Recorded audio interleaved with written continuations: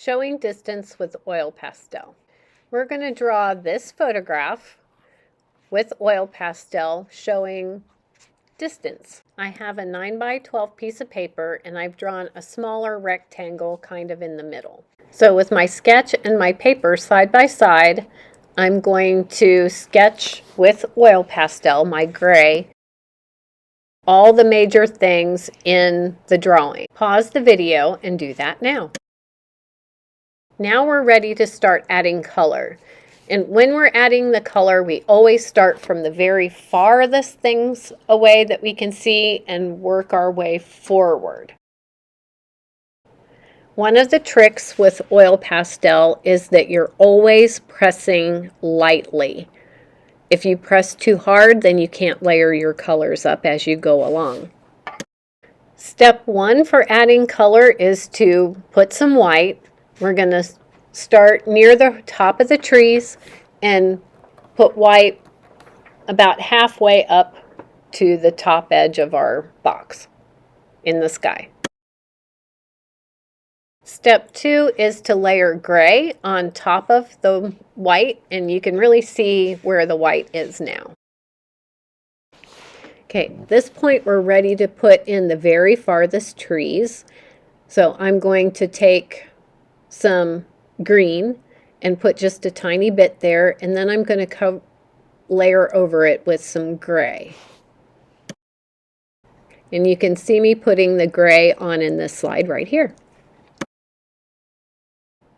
Okay, the trick for making things look far away is adding blue. So I've got the green and then some gray, and now I'm adding blue on top of the other two colors to blend in and really get it to look far, far away. And while I have the blue, the sky isn't quite done. I need some more interest and variation in the sky. So I'm going to take the blue and add blue in selected areas. And then I'm going to blend the whole sky together with some white. The next step is to add green to the trees that are the next layer forward. And I'm going to take the reddish brown and blend on top of them to kind of gray the green down.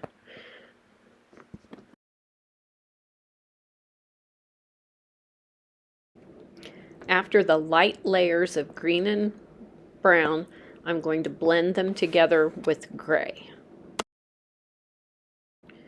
Gray will help push them back into the distance, and then I'm going to add to that by blending more of the light blue on top. Comparing my drawing to my original photo, things are looking pretty good. So the next things I'm going to add are the barn on the right, the 3 pine trees.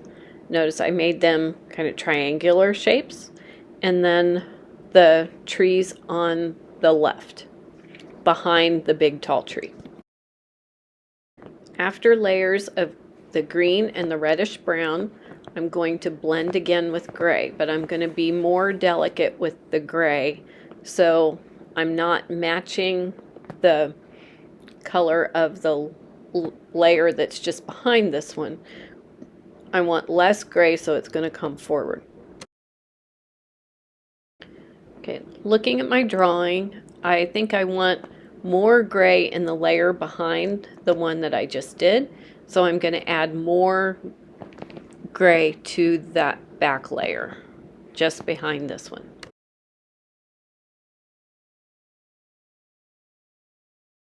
Okay, I've decided it needs a little bit more, especially around the barn, so I'm going to take the white and blend the white kind of around the little barn.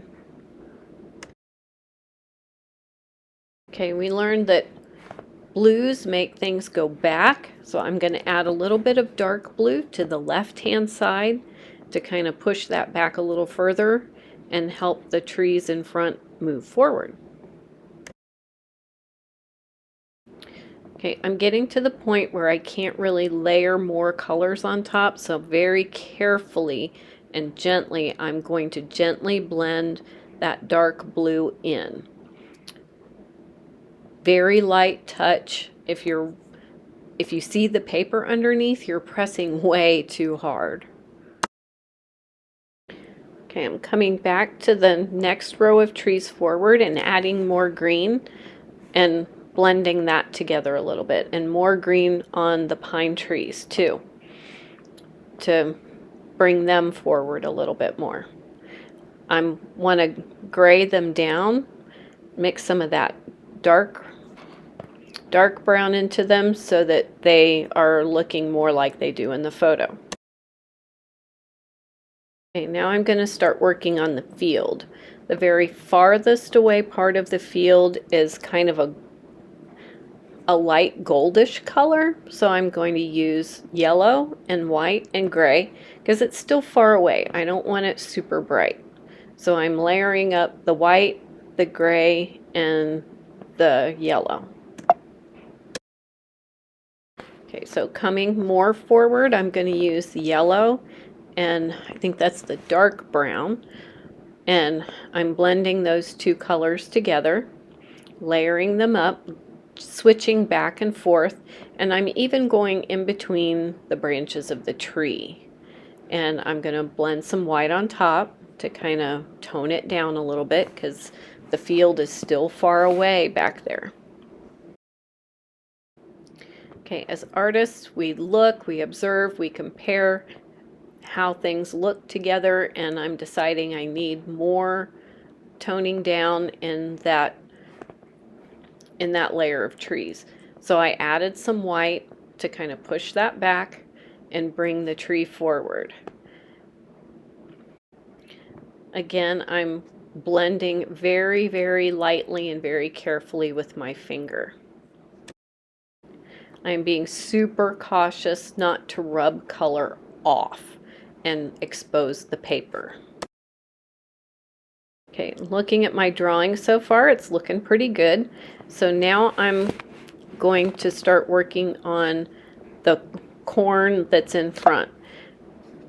And I'm going up and down with the dark brown, and I'm going to extend that all the way across and going into the branches of the tall tree that will be in front. Okay, I'm going to blend some yellow in with the vertical strokes that I've done with the dark brown, and I notice looking at the photo that it's really dark close to the ground. So I'm going to take my dark blue and just put pastel with vertical strokes close to the bottom of the corn, and then I'm going to blend with the brown. Okay, I'm adding more blue farther over just at the bottom of the corn stalks. And notice I'm not drawing individual corn stalks. I'm just kind of treating them as kind of one thing. A lot of young artists make the mistake of being too detailed, trying to draw corn and stuff like that. Just draw the up and down of the corn. Now that my corn is looking good, I'm going to start adding the grass at the base of the corn stalks.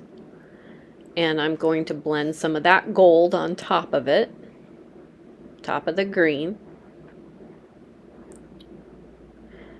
And I think I need some more darkness at the bottom of the corn, so I'm going to add that. Okay, I'm continuing to add more blue as I go across.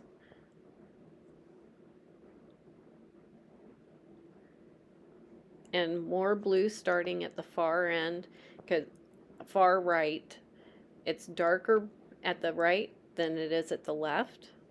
And now I'm going to start adding the grass on the viewer's side of the road and blending with the gold.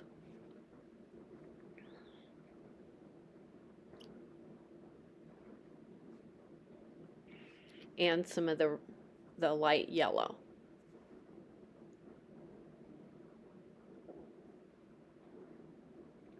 And some brown in to show where the shadows are in the photo. Okay, I'm going to blend all of those colors in with more green. We have to layer up many times. And more green on top of the brown to make it all one area of grass. Okay, I'm going to use white.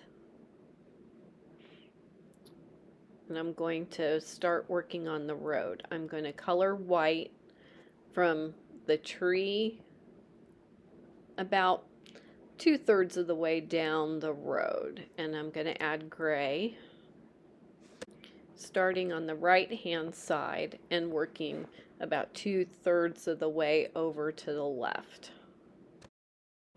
I'm going darker on the right hand side and getting lighter as I go towards the left. Okay, I'm adding more blue and green into the grass to make the shadowy areas more shadowy. And then I'm blending yellow in the areas that I didn't put blue to put more light in those areas. And then I'm going to blend some with white. Not everywhere, just here and there.